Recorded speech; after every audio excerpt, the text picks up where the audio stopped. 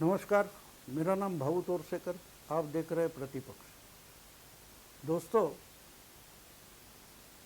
आज मैं फिर से जो पार्लियामेंट में यानी संसद में 141 से ज़्यादा सांसदों को निलंबित किया गया उसके बारे में बोलने वाला हूँ। लेकिन मुद्दा निलंबन का नहीं है, उसके पीछे जो राजनीति चल रही है उस पर मुझे मेरा मत रखना है।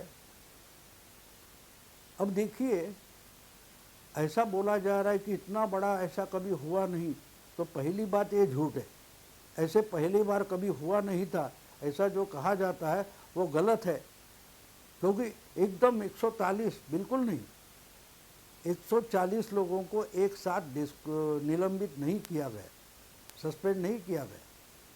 पहले दिन कुछ 2-4 लोग थे, फिर 40-46 थे, ऐसे होते होते 141 का आंकड़ा हो गया।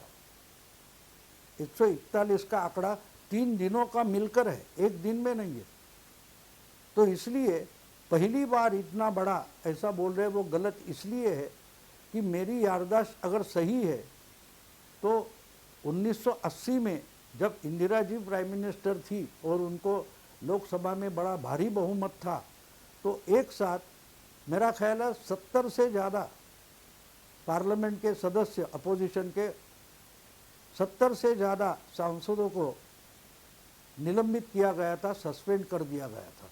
तो इतनी बड़ी संख्या में ऐसा जो बोला जा रहा है, तो 70 और 140 दुगुना होते तो 70 बिल्कुल छोटी संख्या है और 140 तो अगड़ बम्ब बड़े बहुत बड़ी संख्या है। ऐसा बोलने में कोई मतलब नहीं है। 1-2 होते तो ठीक है, पर अगर इंदिरा जी के ज़माने में 70 से ज़्यादा एक साथ निलंबित किए जाते हैं, तो फिर मेरा ख्याल है कुछ तमिलनाडु का गवर्नर का मामला था, या मुझे ठीक ढंग से याद नहीं आ रहा है, गूगल करे तो शायद मिल सकता है। लेकिन इंदिरा जी के ज़माने में 1980 में 70 से ज़्यादा सांसदों को एक साथ निलंबित किया गया था। तो उससे दुगुना आज हुए, लेकिन 3 दिन में हुए, एक साथ नहीं हुए। तो दूसरी बात यह है कि इसमें जो पॉलिटिक्स अपोजिशन खेल रही है, हमने देखा कि जिस ढंग से जो निलंबित एमपीज थे, सांसद थे, वो किसी नए पार्लियामेंट के एक गेट पर आकर पिकनिक मना रहे थे। हमने देखा है, पिकनिक मना रहे थे, मजाक कर रहे थे, कोई मिमिक्री कर रहा था, कोई उसका वीडियो निकाल रहा था, ये हमने देखा है ना। तो अगर ये गलत बात हो गई है और आप बड़े दुखी है, तो आप मज़े क्यों ले रहे थे? हंसी मजाक की बात थी। अगर आप दुनिया में लोगों के सामने जाकर सिंपैथी यानी सहानुभूति जनरेट करना चाहते हैं, तो आपका दुख तो दिखना चाहिए। लोगों को दिख रहा था कि ये तो पिकनिक मना रहे हैं, कोई मिमिक्री कर रहा है, कोई स्लोगन दे रहा है, कोई तालियां बजा रहा है। इसका मतलब आप खुशियां मना रहे थे, यानी कि आपको निलंबित होना अपेक्षित था। आपने बाधित किया कि हमको निलंबित करो, एक के बाद एक हमको निलंबित करो। इस ढंग से आप बाहर आ गए और जो कुछ तमाशा चल रहा था, वो पिकनिक मनाने बच्चे जाते हैं उसी ढंग से चल रहा था। और जैसे पिकनिक में हम देखते कि बाकी के लोग नाच रहे, गा रहे, मज़ा कर रहे, मज़े ले रहे, तो कोई 2-3 लोग उसमें से कैमरा लेकर फ़ोटो निकालते थे। अब सब मोबाइल लेकर फ़ोटो निकाल रहे या वीडियो बना रहे। तो मतलब ये है कि ये दुख की बात, तो जिनको सस्पेंड किया है उनको तो इसका बिल्कुल दुख नहीं हुआ है। फिर गांधी जी के पुतले के सामने, मूर्ति के सामने आप जाकर दुख व्यक्त करें, स्लोगन ले या काला कोई प्लाकार्ड लेकर खड़ा हो रहे, उसका मतलब आपको सिंपैथी मिलेगी ऐसी नहीं। लोगों की आंखें दिख रही है। अगर जो चल रहा था उसके बारे में सिंपैथी चाहिए, तो कोई बच्चे कहीं पिकनिक को जाते हैं, वो देखकर लोगों को सहानुभूति होती है। लोग तेरे बच्चे मज़ा कर रहे, मज़े ले रहे, हंसी मजाक चल रहा है। बिल्कुल उसी ढंग का बर्ताव आपके वर्तन में और बॉडी लैंग्वेज में दिख रहा है, तो आम जनता आपके पीछे सहानुभूति लेकर क्यों आएगी? सहानुभूति उसको मिलती है जिसका कोई नुकसान हुआ, इसके लिए उसको दुख हुआ है। आपको दुख हुआ है ऐसा किसी भी एंगल से दिखाई नहीं दे रहा। आप तो खुशियां मना रहे।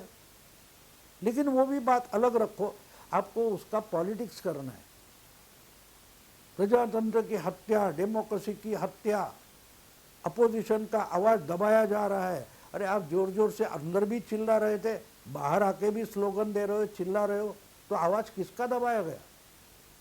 आवाज जब दब जाती है तो चिल्लाने की आवाज कहाँ से आएगी? रिकॉर्ड हुआ है ना सब, अंदर के कैमरे में हुआ है, बाहर के कैमरे में भी हुआ है।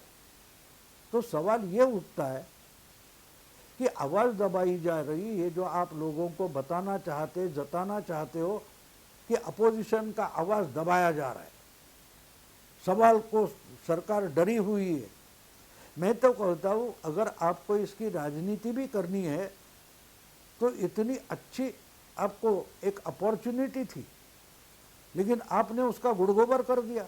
अब 6 महीने के बाद चुनाव है, इसके लिए आप अगर राजनीति कर रहे हो तो उस राजनीति में इस अपॉर्चुनिटी का फायदा कैसे उठाए? प्रजातंत्र की हत्या दिखाने के लिए और आम जनता का खुन्नस गुस्सा मोदी पर उतारने के लिए यह बड़ी अच्छी अपॉर्चुनिटी थी। आपसे 141 लोगों को सस्पेंड कर दिया गया था, लेकिन कुछ लोग तो अंदर बैठे थे। सबके सब पार्टियां जो है अपोजिशन की, ये सबके सब पार्टी जो अपोजिशन की है उनके सांसद सस्पेंड नहीं हुए।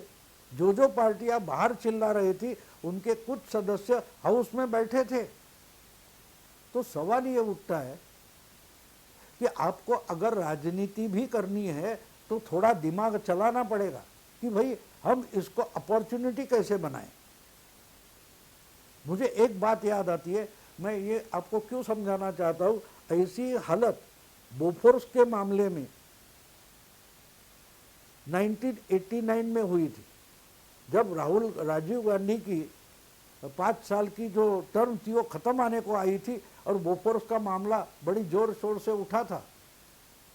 विश्वनाथ प्रताप सिंह जो कांग्रेस के ही थे, उन्होंने बोफोर्स का मामला उठाया था और उसके पीछे पूरा विरोधी दल इकट्ठा हुआ था। बीजेपी थी, सीपीएम थी, सीपीआई थी, जो जनता पार्टी, जनता वगैरह सब इकट्ठा हुए थे और सब बोफोर्स के मामले में राजीव गांधी के खिलाफ आवाज उठा रहे थे। और इसलिए इनको कुछ लोगों को, मुझे अभी आंकड़ा याद नहीं, पर 40-50 कुछ लोगों को सस्पेंड किया गया था। वो संसद में, लोकसभा में आवाज उठा रहे थे, उनको सस्पेंड कर दिया गया। लेकिन उसके बाद जो हुआ उसको अपॉर्चुनिटी का फायदा उठाना बोलते हैं। बोफोर्स का भी आगे जाकर कुछ हुआ नहीं, लेकिन उस समय एक जो प्रॉब्लम था कि 400 से ज़्यादा कांग्रेस के सांसद थे लोकसभा में और अपोजिशन के पास 150 से भी ज़्यादा, 150 भी नहीं, 150 से कम 100-125 सांसद थे अपोजिशन के। लेकिन उस वक्त बीजेपी को तो 2 एमपी थे, ज़्यादा नहीं थे। लोकदल के 3 एमपी थे, सीपीएम के कुछ 25-27, टीडीपी के कुछ 25-26 थे। कहने का मतलब ये है दोस्तों कि लेकिन संख्या में कम होते हुए 500 से ज़्यादा, 450-500 जो सांसद होते हैं उसमें अपोजिशन के 125 से ज़्यादा एमपी थे ही नहीं। इतनी छोटी संख्या थी, लेकिन उससे भी उन्होंने फ़ायदा कैसा उठाया और जो सामने डिफ़िकल्टी थी उसको अपॉर्चुनिटी कैसी बनाई, ये हिस्ट्री है हमारी, हम भूल गए। आज जो मीडिया सब बता रहा है वो मीडिया ये बात नहीं बता रहा है कि ऐसी डिफ़िकल्टी को अपॉर्चुनिटी में बदल कर कैसे पॉलिटिक्स खेला जा सकता है। इसलिए मैंने बोला कि एक मोदी ने ऑफर दिया, आपको अपॉर्चुनिटी ऑफर की और अपोजिशन ने उसका गुड़गोबर कर दिया। कैसे कर दिया वो समझना ज़रूरी है। मेरा ख्याल है कि 5-6 महीने बचे थे, 5-6 महीने बचे थे उस लोकसभा के, तो जितने भी अपोजिशन के एमपीज थे उन्होंने एन मास 70-80 से आसपास कुछ हो गए, उन सब ने मिलकर इस्तीफा दे दिया था एन मास। यानी लोकसभा में सिर्फ कांग्रेस पार्टी ही बची थी, बाकी कोई छुटपुट पार्टियां होगी। लेकिन जो बड़ी पार्टियां मानी जाती है, सीपीएम जनता पार्टी थी, भारतीय जनता पार्टी थी, सीपीआई थी, सोशलिस्ट पार्टी वगैरह जो कुछ हो गए, वो लोग, उन लोगों ने पूरा एन मास इस्तीफा दिया था, रिजाइन किया था, और वो निकल पड़े थे मोर्चे पर। और पूरे देश में अगले 6 महीने उन्होंने बोफोर्स के बारे में इतना आवाज उठाया कि राजीव गांधी ने करप्शन किया है, ये लोगों के दिमाग में जाकर बैठ गया। और उसका परिणाम उस साल के 1989 के आखिर में जो लोकसभा चुनाव हुआ, उसके नतीजों में सामने आया। 415 जिस कांग्रेस पार्टी के एमपी हुआ करते थे, उन्होंने आधे से ज़्यादा एमपी गंवाए। मेरा ख्याल है 191, 192 ऐसे कुछ कांग्रेस के एमएलए उस वक्त चुन कर आए, लेकिन 415 से लेकर अगर 195 होते तो समझो 220 एमपी अपना चुनाव हार गए। और उसका कारण एक ही था, बोफोर्स का आरोप। लेकिन बोफोर्स का आरोप जो था वो फोर्सफुल बनाने के लिए कांग्रेस छोड़कर जो बाकी पार्टियां थी, उन सब ने अपने एमपीज को इस्तीफा देने को बाध्य कर दिया। और सबके सब जो मेन स्ट्रीम अपोजिशन थे, उन्होंने पार्लियामेंट खाली कर दिया। 5 महीने के लिए पार्लियामेंट छोड़ दिया, लोकसभा छोड़ दी, इस्तीफा दे दिया। और उसका परिणाम उनको अगले चुनाव में बढ़ चढ़कर मिल गया। अचानक 2 पार्टी वाली जो बीजेपी थी, वो मेरा ख्याल है 90 एमपी चुनकर आए बीजेपी।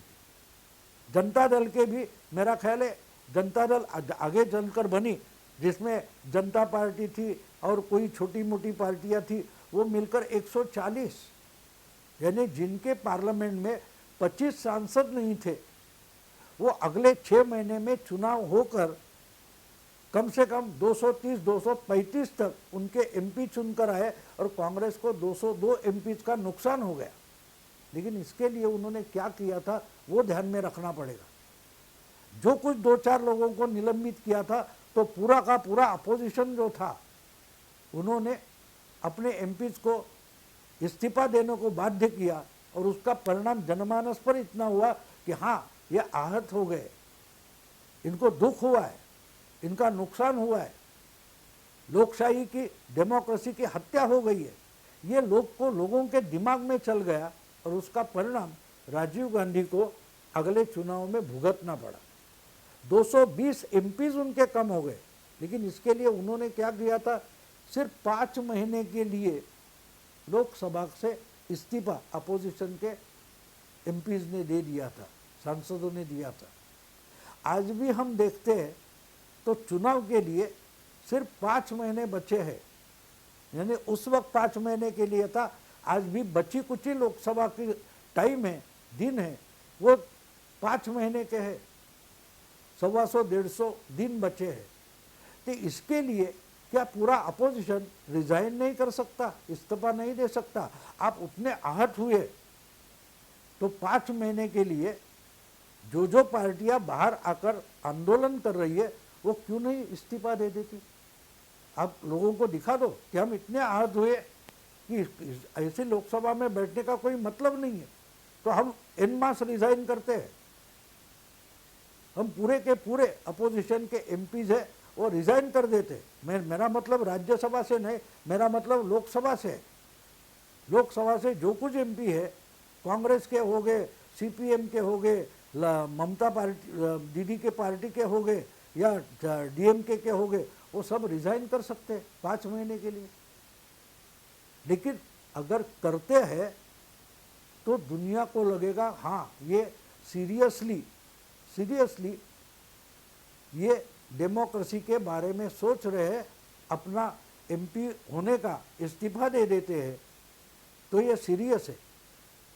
तो ये अगर जनता के मन में बैठ जाता है, मतदाता के मन में बैठ जाता है, तो 5-6 महीने के बाद जो चुनाव होने वाला है उसमें बड़ा परिणाम हो सकता था। तो एक तरीके से बीजेपी हो या नरेंद्र मोदी हो या अमित शाह हो, उन्होंने एक बड़ी अपॉर्चुनिटी विरोधी दलों को दी थी कि देखो हम तानाशाह है, ऐसा आपको बताना है ना लोगों को, तो जाओ इस्तीफा देकर जनता में जाकर आज से शुरू करो प्रचार कि मोदी को हराना है, क्योंकि मोदी डेमोक्रेसी को मार रहा है। इन्होंने पार्लियामेंट का यानी देश का जो सबसे बड़ा मंच है डेमोक्रेसी का, उस पर ही अपोजिशन की आवाज़ कत्ल कर दिए, ऐसा बोलते घूमो, लेकिन उसके लिए इस्तीफा देना पड़ेगा। आज भी जो कुछ बचे कुछ इनकी ही पार्टी के कुछ एमपीज अंदर बैठे, तो क्यों बैठे भाई? आपकी पार्टी आहत हुई है, डेमोक्रेसी आहत हुई है, ये आपकी पॉलिसी और नीति है कि लोकशाही को, डेमोक्रेसी को मारा जा रहा है, तो आप अंदर क्यों बैठे हो? और जो बाहर बैठे हैं वो निलंबन से खुश है, उनको अपनी सदस्यता छोड़ने की इच्छा नहीं है। मतलब ये है कि 5 महीने बचे, उतने तो रहे पार्लियामेंट में, बाद में तो चुनकर आना नहीं, इसकी भी इन लोगों को गारंटी है। पूरी नौटंकी चल रही है। इसलिए मैंने हेडिंग दिया है कि मोदी ने इनको अच्छी ऑफर की थी, एक अपॉर्चुनिटी, इन्होंने उसका गुड़गोबर कर दिया। और ये बात भी मोदी जी खुद पार्लियामेंट में बोले कि जितनी अच्छी संभावना होती है उसका गुड़गोबर कैसे करना, इसका कौशल अपोजिशन के पास है। ये एक बार मोदी जी खुद पार्लियामेंट में, संसद में, लोकसभा में बोले हैं, और बिल्कुल वैसा ही हुआ है, बिल्कुल वैसा ही हुआ। अगर राजनीति करना चाहते हो ना, तो राजनीति एक तरीके का जुआ भी होता है। कुछ गंवाने की तैयारी रखो, तब कमा सकते हो। आपको गंवाना कुछ नहीं है, मिलना तो चाहिए। 5 महीने के लिए जो बची कुची टर्म है सांसद की, वो भी छोड़ने के लिए लोग तैयार नहीं है और आंदोलन पर निकले। यानी ये खुद का ही मजाक उड़ा रहे। और ऐसे राजनीति नहीं होती। राजनीति में लोगों को दिखाना पड़ेगा, आपको वोटर को दिखाना पड़ेगा, मतदाता को दिखाना पड़ेगा कि हम जो मुद्दे उठा रहे उसके बारे में हम सीरियस है। हम पिकनिक के लिए बाहर नहीं बैठे। हमको इतना गुस्सा आया कि हमने बची कुछ टर्म भी छोड़ दी, हमने इस्तीफा दे दिया। क्यों नहीं दिया? उसका इम्पैक्ट ज़्यादा होता। लेकिन हमारा जो मुद्दा है, हम जो पॉलिसी लेकर आगे चल रहे हैं, वो लोगों को मंजूर होगी या नहीं, इसके बारे में अपोजिशन, विरोधी दलों के मन में ही शंका है। इसलिए इस्तीफा देने का बड़ा कदम ये नहीं उठा पा रहे। इसलिए निलंबन का नौटंकी करेंगे। आज 22 मैं बोल रहा हूँ, उस दिन 22 दिसंबर है, और मेरा ख्याल है आज से ही पार्लियामेंट का सेशन खत्म हो जाएगा। कल से ये भी भूल जाएगी, जनता ने तो सुना ही नहीं, जनता भी भूल जाएंगे। और अगले फरवरी में जब सेशन भरेगा, ये चुपचाप अंदर जाकर बैठ जाएंगे। तो अगर आप ही, आपका जो आक्षेप है, ऑब्जेक्शन है, उसके बारे में सीरियस नहीं हो, आप अपने बारे में ही सहानुभूति नहीं दिखाना चाहते हो, आपके साथ कुछ साथी है जो आज भी निलंबित नहीं हुए, इसलिए पार्लियामेंट में, लोकसभा में बैठ रहे हैं, उनको भी आपके बारे में सहानुभूति नहीं है, तो आपकी दाल गलेगी कैसे? देखिए, जिस ढंग से राज्यसभा में जो सत्तारूढ़ पार्टी के लोग थे, उन्होंने अपने चेयरमैन यानी जगदीप धनखड़, इनका सम्मानित करने के लिए 1 घंटा खड़ा होकर पार्लियामेंट के काम में हिस्सा लिया, तो वो कितने सीरियस है वो उन्होंने दिखा दिया। 1 घंटे के लिए ये सब राज्यसभा के बीजेपी के वगैरह जो मेंबर्स है, उन्होंने खड़ा होकर सवाल जवाब किया प्रश्नोत्तर की, क्वेश्चन आवर के लिए, क्योंकि वो सीरियसनेस अपना दिखाना चाहते। लेकिन क्या उनके खिलाफ बाहर आकर स्लोगन करने वाले या हाउस में चिल्लम चिल्ली करने वाले थोड़े भी सीरियस है? अगर होते तो वो दिखा देते कि ये ले लो इस्तीफा। हम एक पार्लियामेंट के 5 महीने से ज़्यादा लोकतंत्र को अहमियत देते हैं, और इसलिए हम हमारी मेंबरशिप से इस्तीफा कर देते थे। तो कितना इम्पैक्ट होता। लेकिन इन्होंने गुड़गोबर कर दिया, सत्यानाश कर दिया। जो अपॉर्चुनिटी थी वो गवाई। देखते हैं दोस्तों आगे क्या होता है। अभी यही रुकता हूँ। अगर ये वीडियो पसंद आए तो लाइक कीजिए, शेयर कीजिए, सब्सक्राइब कीजिए। नमस्कार।